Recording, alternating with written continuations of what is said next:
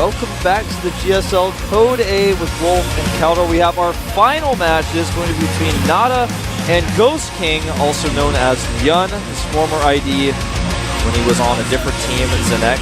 Speaking of ZenX, ZenX Avenge getting taken out 2-0 by Sniper. Who's going to face Curious in the next round.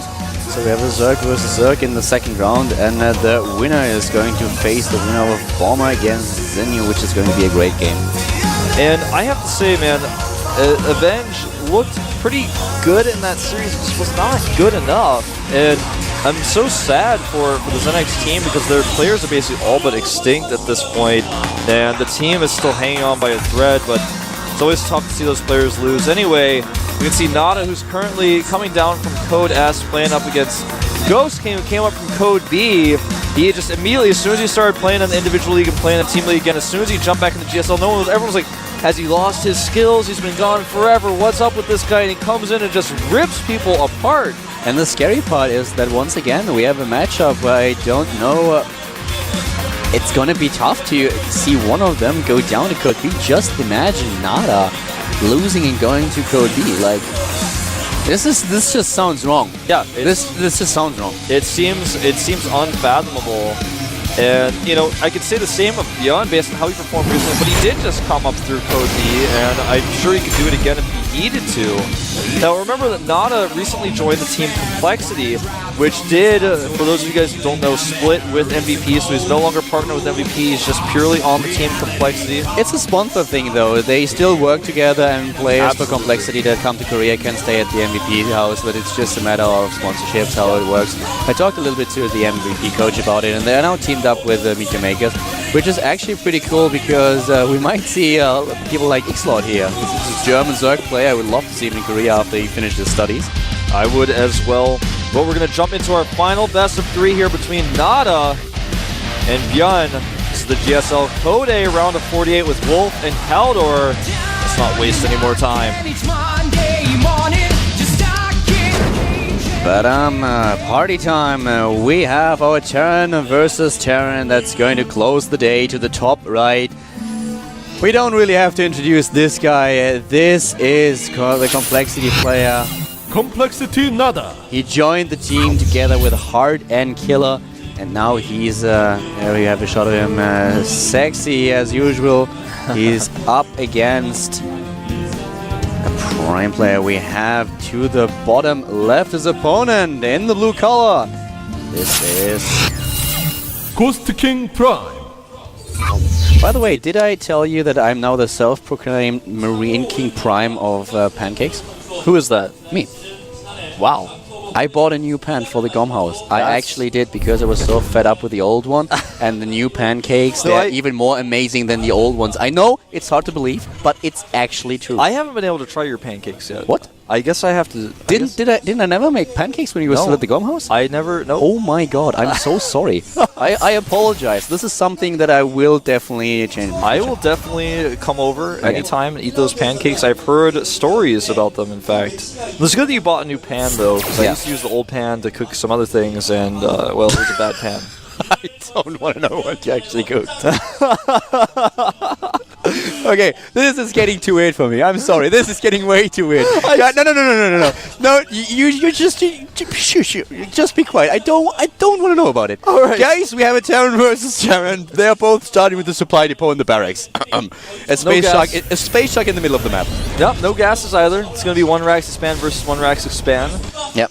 Which is perhaps the most interesting of a way that TVT could start up, because the next step, it can be so drastically different from adding powering up additional barracks to taking the double gases quickly. And I have to admit that I'm a little bit surprised that we see this build from both players, because on this map on Cloud Kingdom, a lot of players go either for gas first, or at least for barracks into gas and start a bit with tech, try to go for a Banshee play and put on a bit of pressure. And there we have it. Look at what Ghost King has done here. He went Command Center before, double refinery. Or rather, well, one of them went Command Center before Orbital. I don't know which one it was because I was messing. I was like looking all over the screen. Yeah, double refinery going down here for Ghost King. This is usually something you do if you don't scout your opponent, but he scouted the no gas, so to do this allows him to tech up more quickly. And it usually indicates if he's scouted what his opponent's doing and he's still adding this double gas, that he's probably going to go for mech play.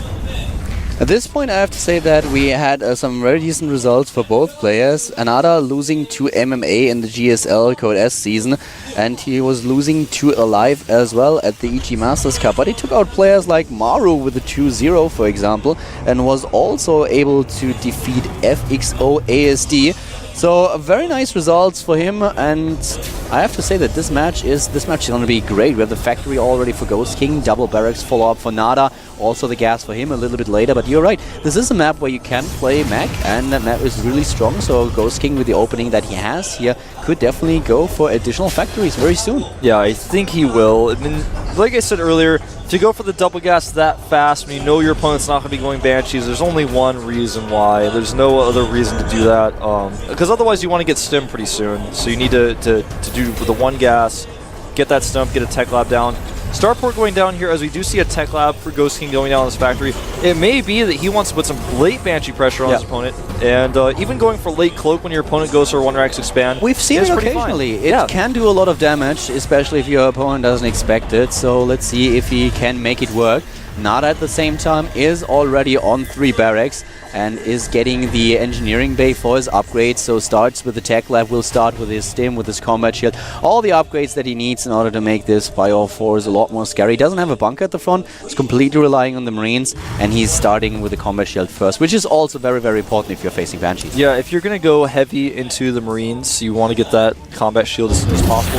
There's a lot of debate whether combat shields or stim is better first. If you get stim, if you can scan and stim to kill the Banshee, that's great.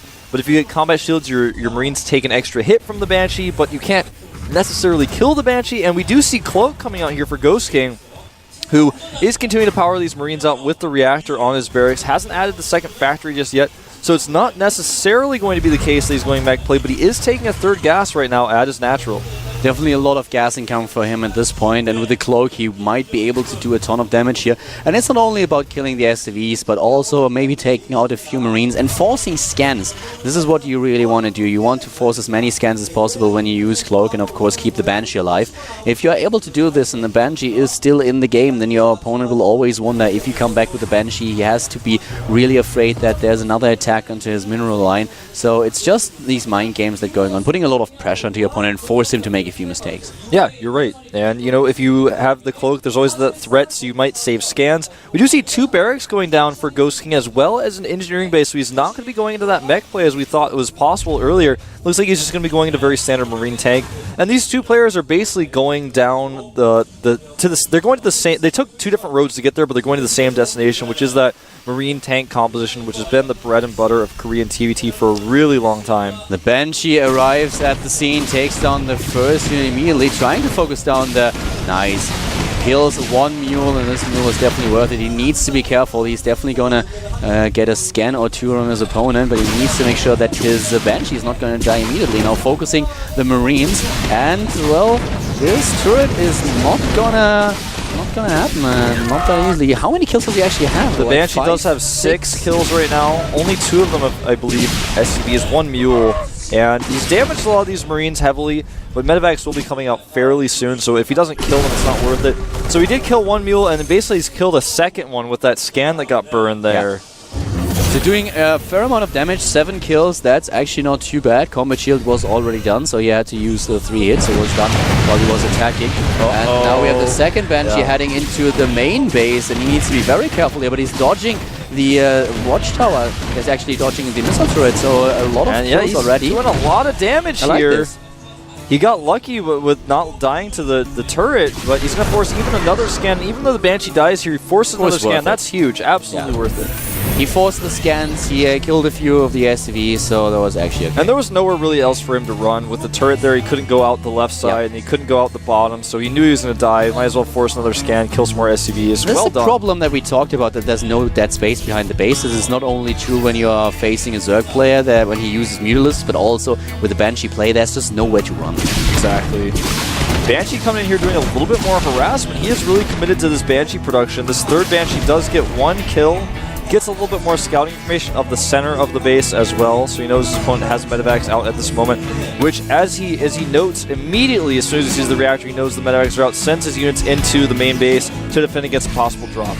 At this point, we don't have the siege mode yet for Ghost King, so he has a few tanks, but he does not have the siege mode. And here comes Nada. Siege mode will be done very, very soon, though, but this is going to be very close. It's going to be important to have that siege mode. If he actually just decides to go for it now, which he will with Stim, Ghost King could be in trouble here because his units are way out of position. This is exactly what he wanted. Will he target the orbital or go for SCVs? Looks like SCVs are going to be the better choice here. Oh, he can just he kills at least the supply depot and the refinery. Yeah. A great little attack here, losing basically nothing. And to tell you the truth, Ghost King was quite lucky here that his siege mode was just done in time. Just imagine another 10 seconds. Yeah, he could have potentially lost more SCVs, and even losing the command center was a possibility there. You can see right now the production for Ghost King is a little bit better as far as Marines go. He's going about 7 at a time, and Nada is just saving up the money to grab this 3rd command center that he's started in his main base. He's going to likely lower that down to the low ground. It has been spotted, though, and it's going to be harassed by this Banshee in the main base. These Banshees are just such a nuisance, and they are always taking position at the refinery, taking down SCVs. Already with 2 kills on this Banshee and taking down another 2 Marines. He's doing a great job here, forcing another scan, and it still survives. Wow, yeah. He's doing a great job with this Banshee. And Nada trying to do everything he can to kill that Banshee because he doesn't want that threat there anymore. In total, workers killed 11 for Ghost King versus 9 for Nada, and fairly even in workers kill as well. Supplies very even. Basically, these guys, in most ways, are dead even. One thing to note about Nada, though, is he does have his +1 armor a little bit faster, and Ghost King doesn't have his combat shields yet. So if Ghost King engages now before his combat shields and before his +1 armor is finished, then Nada is going to crush his army. He needs to be very careful here. You're perfectly right. He established the 3rd base at this point. Nada is building a 3rd command center too.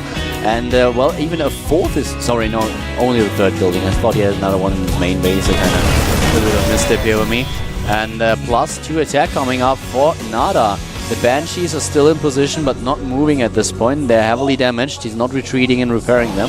Yeah, and Nada wants to fight here. You know, he does have a huge advantage over his opponent because the combat shields and that +1 armor are not done, but with the tanks in position here, he's not going to be able to utilize it, and those 2 upgrades will finish in just a few seconds. Even so, though, Nada is ahead in 2-2. He's got a 2nd factory going up a little bit earlier than his opponent, and he has that command center up earlier as well.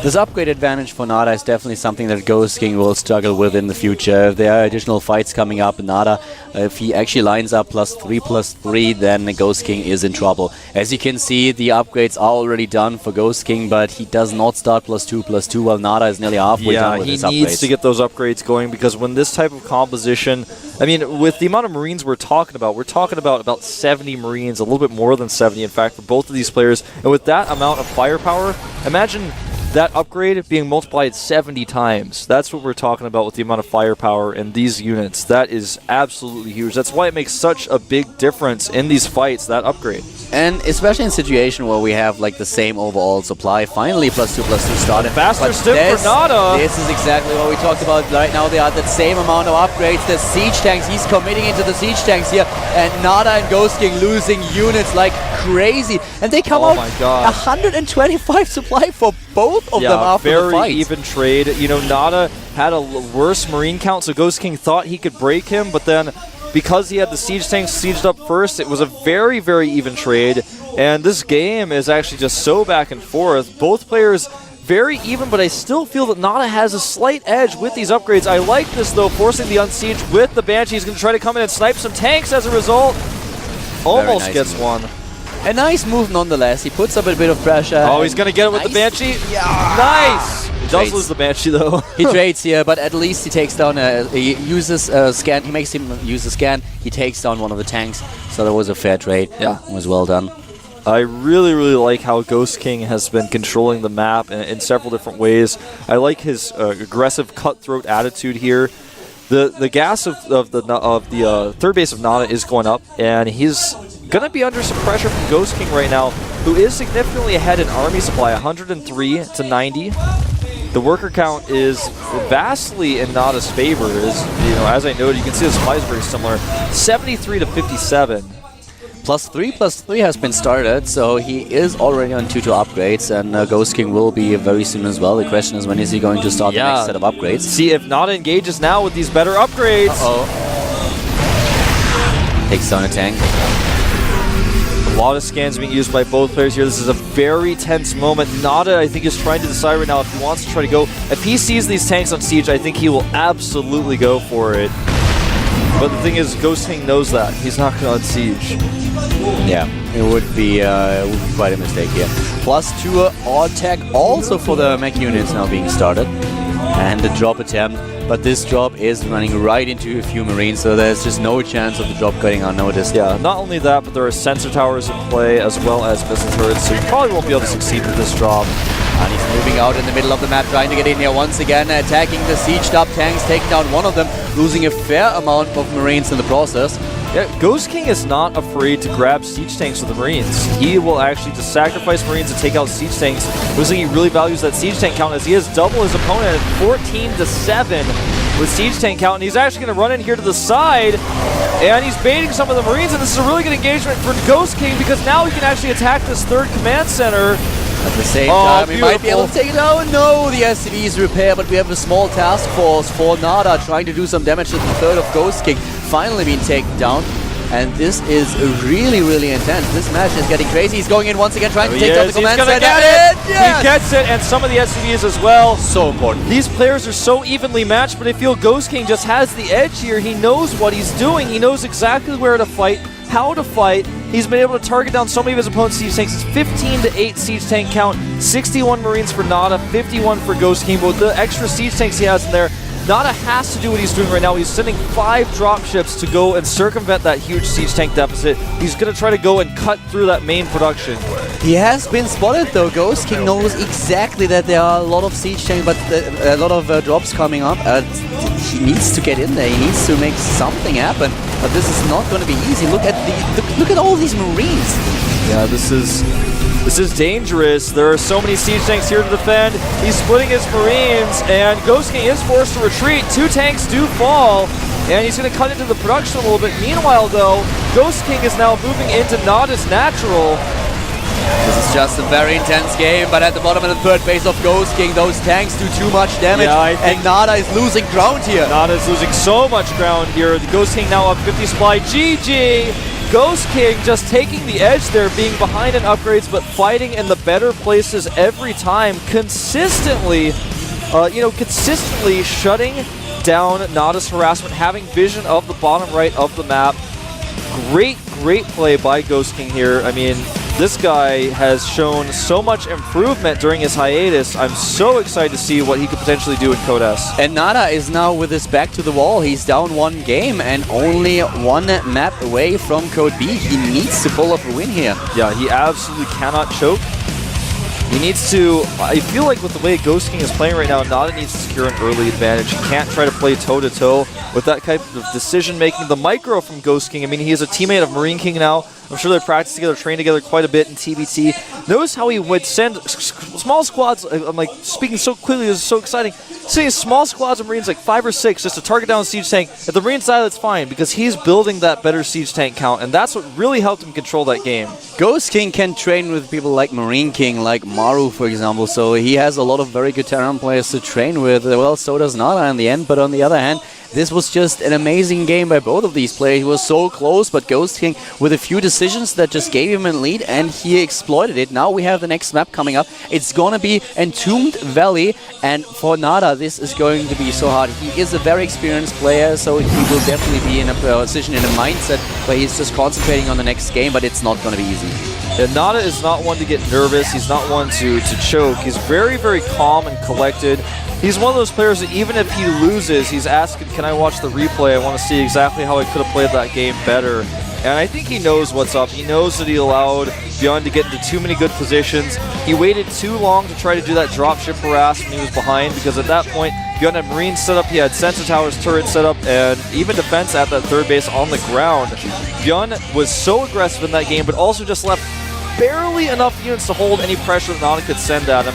covered all his bases, and it's going to be a really tough second game for Nada to win, but we'll see if he can do it and tie things up here at the GSL Code A round of 48 with Caldor and Wolf.